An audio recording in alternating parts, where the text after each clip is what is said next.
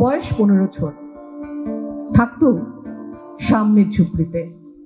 নাম ছিল মমতাজ, কিন্তু সবাই বোকা মেয়ে বলে ডাকতো। ছিল ভীষণ বোকা বোকা। বললেই হলো নাচ দেখা, পয়সা দেব, নাচ মেরে বুলবুল তো পয়সা মিলেগা। নাচ দেখাতো কিন্তু পয়সা মিলতো না, এটা ওর বোকা মেয়ে। কাঠফাটা রোদে সদ্য ঢালা পিচে কেউ বললো হেঁটে আয়, পয়সা দেবো। ও হাঁটতো, যন্ত্রণায় কাতর পা ওকে অস্থির করতো, পয়সার কথা যেত ভুলে। একবার ওর মা ওকে খুব মেরেছিল। কোনো এক বাবু ওকে পয়সা দেবে বলে নিয়ে গেছিল তার শোবার ঘরে। পয়সা পেয়েছিল কিনা জানি না, তবে মা ফিরিয়ে এনেছিল বোকা মেয়েটাকে ঝুপড়িতে। একদিন ওর পাশের শান্তা ধর্ষিতা হলো।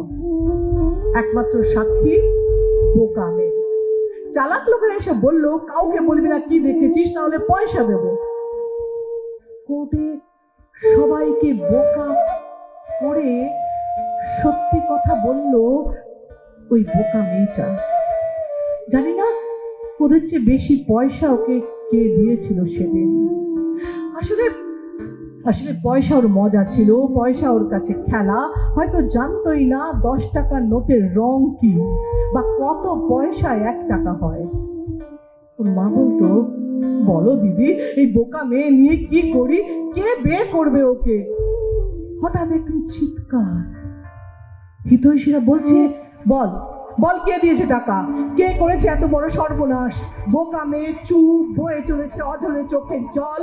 আমায় বললো, দিদি গো, ওকে বোঝাও, নষ্ট করুক ওই পেটের শয়তানটাকে, বলুক একবার তার নাম। আমি ডাকলাম মমতাজ। ও তাকালো, হয়তো অনভ্যস্ত নামের ডাক পেয়ে। বললাম স্নেহের সুরে, বল, কে তোর ক্ষতি করলো, নাম বল, সে তোকে বিয়ে করবে? মাথা নেড়ে বলল না। আমি বললাম তাহলে? বললো, আমি ওকে ভালোবাসি। ওর বলিষ্ঠ উত্তর আমায় অবাক করলো। বললাম, পয়সা নিয়েছিস? মমতাজ বলল, পয়সা আমার চাই না। আমি বললাম, মমতাজ, এই বাচ্চা